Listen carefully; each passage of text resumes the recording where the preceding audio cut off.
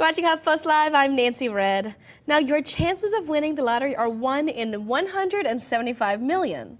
And Richard Lustig has been that one 7 times. That's right. He's taken home a jackpot 7 times. Now, you may think it's because he's a lucky man.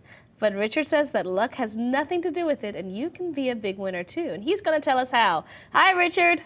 Hi, Nancy. How are you today? I'm good. I'm looking at your book right here. It's right here on Amazon. Learn how to increase your chances of winning the lottery you had to cross out number 6 from a 7-time grand prize lottery winner. How many years have you been playing the lottery to have won 7 times? 100, 200 years? I started playing the lottery when it came to Florida, which was about 25 years ago.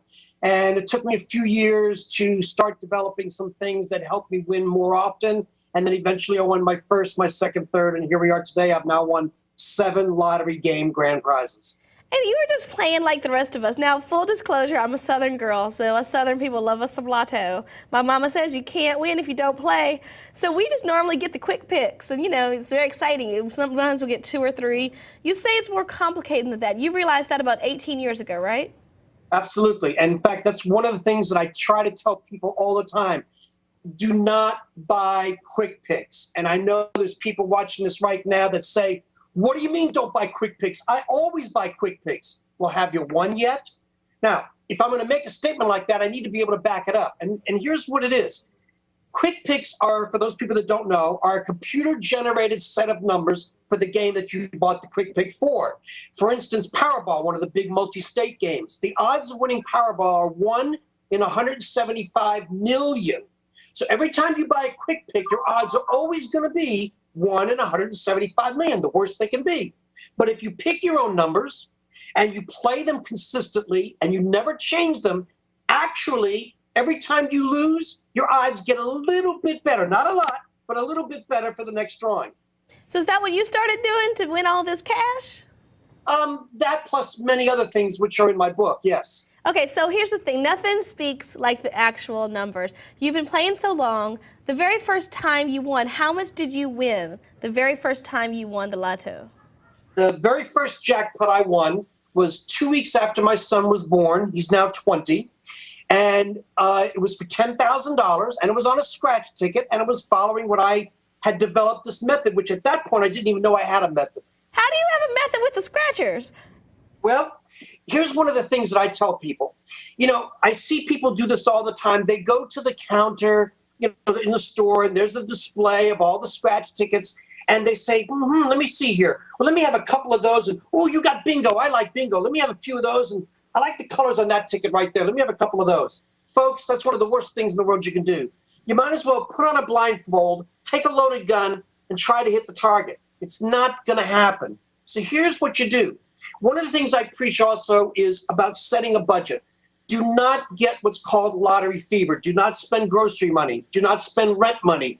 Figure out what you can afford. So let's just say, for this example, your budget is $100. And my method works whether you've got a $10 budget or a $10,000 budget. It doesn't matter. But for this example, we'll say it's $100. Now, scratch tickets come in all denominations, $1, $3, $5, $10, $20. So if you take your money, if it's $100, you divide it by 10. So now you're going to buy 10 $10 tickets. Here's part of the method. Don't pick 10 tickets out of different games. Buy all 10 tickets in a row of the same game. If you do that, almost every single time you do it, there's going to be a winning ticket in there. Most of the times 2, and sometimes even 3 or 4 winning tickets in that stretch of 10 tickets in a row. You just increased your chances of winning. I think this is a brilliant, brilliant idea. I can't wait to tell my mom, who is a quick pick fan and a pick and choose scratcher girl. I think we could change her luck. After 73 years, the most she's won has been like a free ticket. So we can make some changes because other people are really into this. We have Marissa Emily 7 times. I can't even win once. And then we have a question from G.I. Fine. The first time you won that $10,000 jackpot right after your son was born, what was the first thing that you did?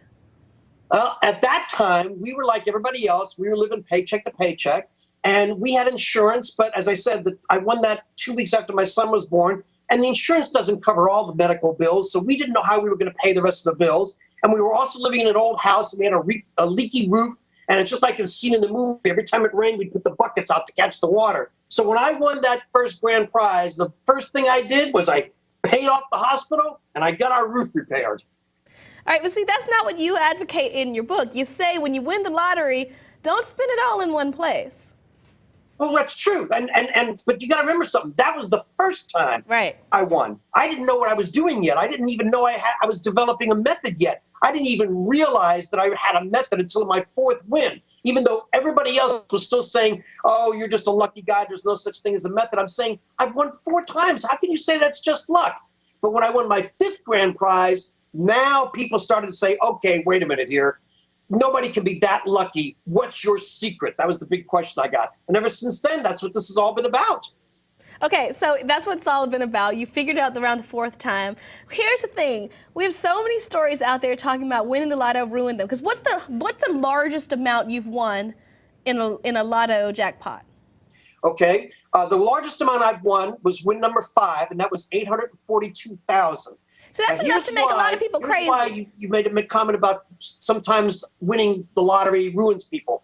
What happens is you get somebody who's never had that kind of money in their life, and they win this big, giant grand prize. What do? They go crazy. They start throwing parties and spending money on all kinds of stuff and buying fancy cars and whatever. Folks, if you are fortunate enough to win a grand prize, the very first thing you should do is seek financial help. Get a financial planner, an accountant, a lawyer. Make sure whoever you get is a reputable person with a good reputation, and then have them help you just decide what to do with that money. The first thing you should do is pay off all your bills, set up a future plan of investments and stuff to protect yourself for the rest of your life, and then you go out and buy the talking cars. Okay, so but you are a fan of the cars. You've gotten the cars, but here's what I want to know. You've been with your wife for longer than the lotto has existed in Florida. Has all of the fame, all of the fortune, has it ever affected your relationship? Absolutely not. No offense against you or any other woman in the world, but I am married to the woman. Cassetta is not only my wife, but she's my best friend. She's been with me through thick and thin. And at first she had her doubts. She thought, are you really sure you know what you're doing here? And I said, no, I really don't know what I'm doing here, but I'm trying stuff to see if I can make something happen. And then, of course, as I kept improving and I kept winning more, she went right along with it. She's my best friend. I love it. Now, when you're spending all this money, because how much in total? You've won a lot, but you've also spent a lot to win the lottery. How much in total do you think you have spent on lottery tickets? You know, I wish I knew the answer to that, because I get that asked a lot now. You know, how much have you spent versus how much have you lost and how much have you won and so forth. You got to remember, again, the first 10, 15 years or so, I didn't know what I was doing. I was experimenting. I had no idea I was going to write a book. I mean, that was the farthest thing from my mind. So I never kept track of anything. You know, all I know is this, that I'm still able to play. I'm still winning. And I'm playing with lottery money. And I'm having fun doing it. I love it. Okay, of all of the things you've purchased with all of the money, which is over $1 million, right, that you've won with these 7 lotto jackpots. Yes, I'm in the millions, yes. You're in the millions. You're in the millions. And so yes. With all of the millions you've won, what is your favorite thing that you've purchased? Oh, boy, that's a toughie, because I've bought a Jaguar. I now own a Harley. I bought my son his first car, which is a Beamer. And we've gone on cruises. I would have to say probably if I had to pick one item, one of the times we took all of our family on a 10-day cruise, 7 days on sea and then 4 days on land up in Alaska. We had an absolutely great time with that. That's incredible. And do you have a job? Do you have to? Is your job playing lotto? You know, I'm glad you used that word, because that's what I try to make people understand.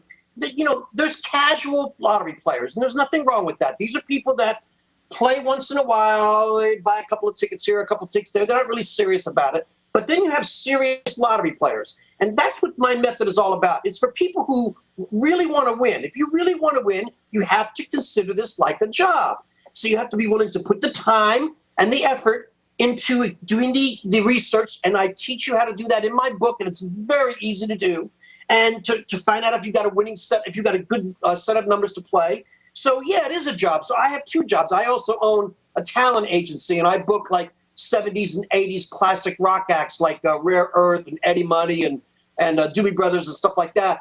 But, yeah, I have 2 jobs because my other job is the lottery. Well, you do know that you're coming back on here with your 70s and 80s talented people, by the way. But it seems like really a good time. But here's another thing. You know, I've dabbled in winning things. I once won $250,000 a millionaire, and even as a kid, oh my gosh, everywhere I was turning, folks were like, "Hey, can I get some cash?" It was very overwhelming. How did you handle all of the people coming out of the woodworks once they realized that whether it was luck or skill, you had a lotto trend in you, and you were in the green? You know, it's funny. I haven't been hit that often by those kinds of people. I've had a few here and there once in a while. And the only thing you can do is ignore it, because you're going to get people that are, they're going to come out of the woodworks. You know, one of the things that I'm pushing for in whatever way I can do it is I'm pushing for anonymity, where people can be anonymous. That's the word I was looking for. You know, some states, you can win and you can stay anonymous and your name doesn't have to be publicized. I believe that's the way it should be. Some states, they insist that you have to be publicized and that people have to know who you are.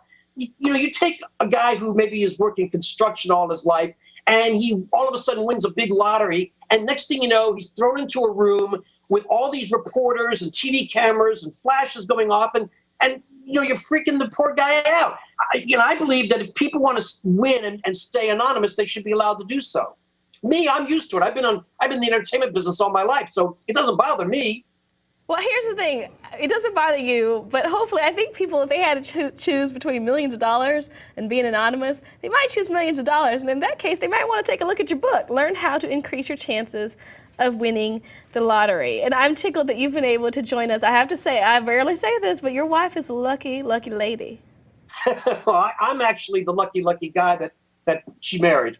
Obviously, she is priceless, and so are you. It's been fantastic talking with you, Richard, but I gotta go. I gotta go with my lotto. I do have one last question really quickly. If you had to choose, would you put your cash in the Powerball or the Mega Millions, or would you put it in scratch-offs? Which would you choose?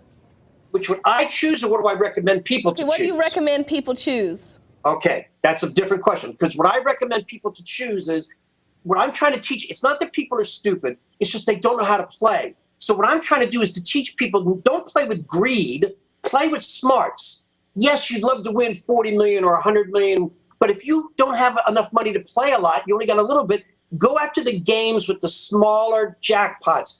Yes, 40 million would be great, but most people today, if they only won $100,000, that could be life-changing for them. So play the games with the smaller jackpots, because you have better chances of winning. So the scratch-offs.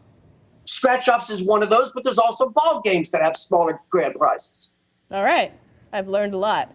I'll be getting my scratch-off. So thank you so much for joining us. And all y'all make sure to stay here with HuffPost Live, where, as you know, the conversation always continues.